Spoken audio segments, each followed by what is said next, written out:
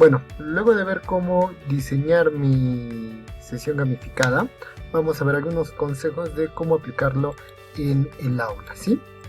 Hay que entender de que lo que hagamos en el aula va a generar o va a producir un comportamiento en los alumnos. Entonces, queda en nosotros en modelar ese comportamiento y ver cómo realizamos para hacerlo, ¿sí?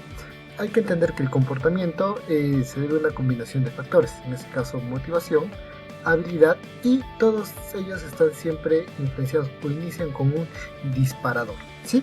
En esta pequeña gráfica que vemos vamos a ver la motivación versus la habilidad que tienen y esta pequeña curvita que vamos a llamarla como umbral de actuación, ¿sí?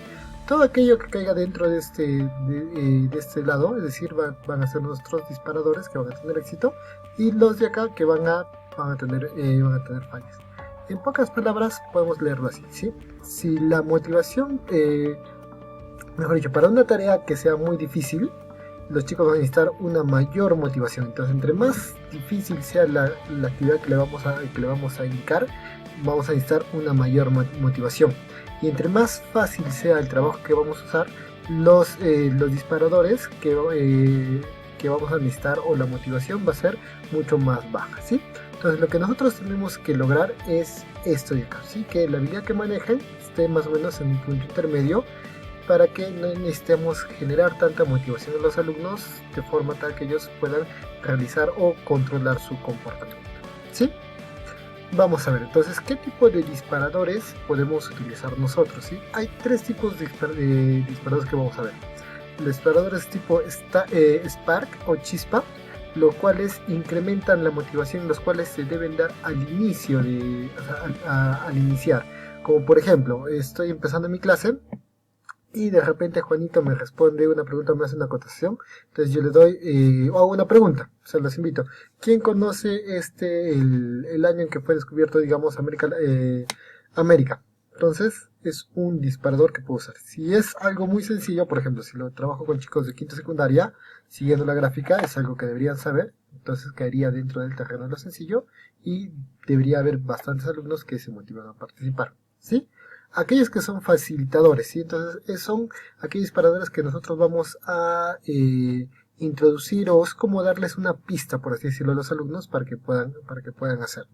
Entonces de repente empezamos diciendo que la pregunta anterior fue descubierta en 1400, entonces permite que los alumnos terminen de completar, ¿sí? Y el último tipo de disparador va a ser el tipo de disparador señal, es decir, en el cual los alumnos conocen ya de antemano la respuesta o la tienen bien clara y simplemente necesitan que nosotros les demos el inicio o que puedan empezar para poder dar rienda a su comportamiento, ¿sí? Entonces, cuando pensemos en el trabajo de clase, hay que tener bien en cuenta qué disparadores vamos a utilizar para que los chicos empiecen a actuar, ¿sí?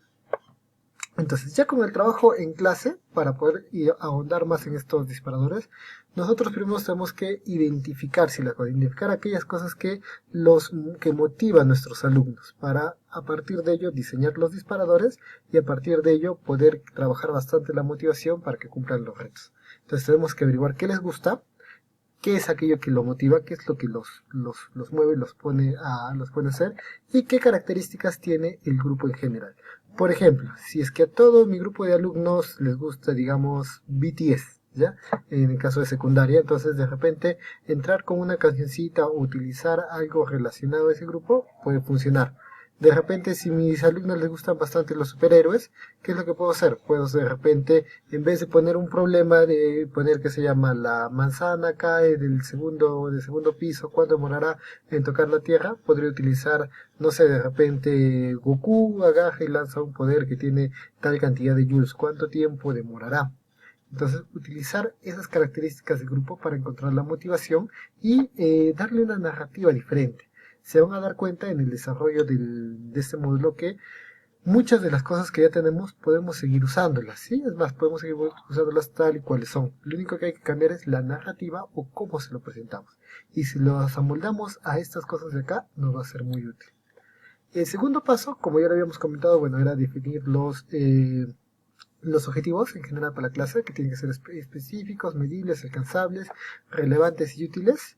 definir los tipos de encontrar, mejor dicho, los tipos de alumnos o jugadores que vamos a tener, ¿sí? Los killers, los que buscan el éxito, los que simplemente quieren sociabilizar o los que quieren explorar, ¿sí?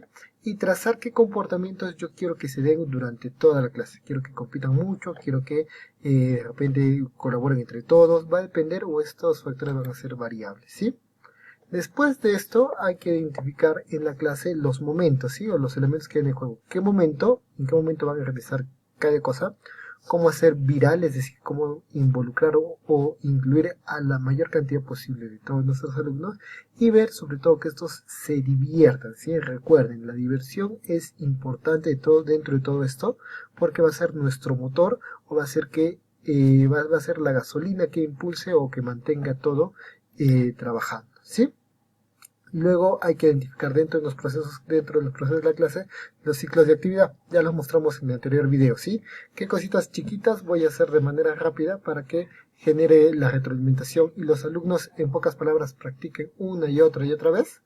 ¿Qué ciclos de proceso voy a encontrar? Es decir, qué hito voy a marcar poco a poco entre clase y clase, ¿sí? Y qué mecánica voy a usar, qué reglas voy a poner, cómo se van a desenvolver, ¿sí?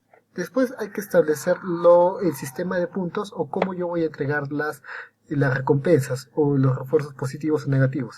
Por puntos, por insignias, por reconocimientos, es decir, mostrarle que ha alcanzado los logros, etc.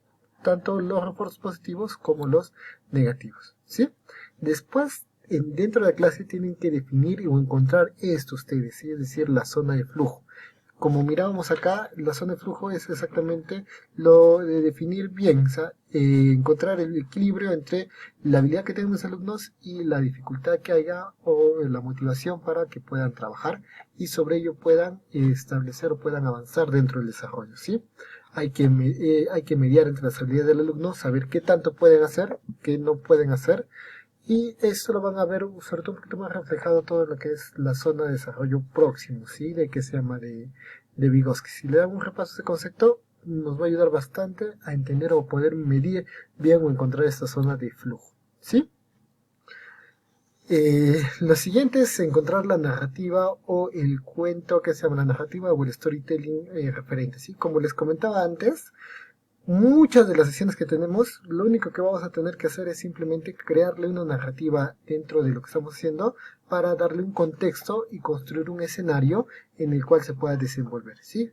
Volvamos al ejemplo del examen, ¿sí? En vez de ponerle yo en el examen, 2 trenes viajan del punto A al punto B a 70 kilómetros por hora, dentro cuántos se encontrarán en el punto C, por ejemplo. En vez de ponérselo tanto enmarcado sobre eso, de repente se lo puede poner dándole un poquito de contexto, de una narrativa. Juanito, has salido tarde de tu casa y te tomas una combi, una Caima, por ejemplo, que está yendo a tanta velocidad. Y Lourdes se ha tomado una combi del Codo Norte que va a tanta velocidad. ¿En qué momento se encontrarán? ¿O en qué momento se producirá el choque? Entonces, ven como ustedes simplemente una narrativa le cambia todo el panorama al que se llama al alumno, por ejemplo. Entonces es muy, muy importante. Y como ya lo habíamos visto en el video pasado, el tema de la diversión es fundamental, ¿sí? Y la diversión no hay que tomarla, no hay que dejarla así a la ligera, ¿sí? Y hay que definir qué tipo de diversión vamos a utilizar para cada una de las actividades que vamos a desarrollar, ¿sí? Si va a ser una diversión dura, una diversión fácil, una diversión con personas o una diversión social, o una diversión que se llama seria, ¿sí? Entonces va a depender mucho cómo al momento de diseñar nuestra sesión de clase, cómo trabajemos con cada una de estas cosas, ¿sí?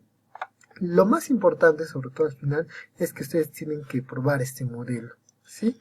Y no sé si este mensaje es desesperanzador, de repente muy motivador, pero las primeras veces que ustedes vayan a implementar el tema de gamificación en su clase, no les va a ir muy bien que digamos, ¿sí? Porque es como cocinar.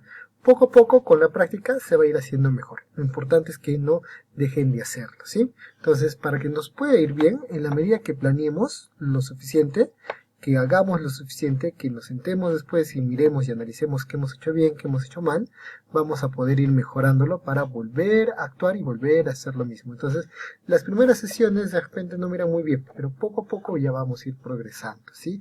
Entonces, de repente el primer año me ha ido de cierta manera y vamos a encontrar cosas que nos han funcionado, cosas que no nos han funcionado y así vamos a estar en la carga. Entonces, lo importante es estar practicando y poniéndolo en práctica, sobre todo ver cómo funciona este contexto o este trabajo en otras latitudes para a partir de ello ir mejorando y darle una mejor calidad de educación a nuestros alumnos.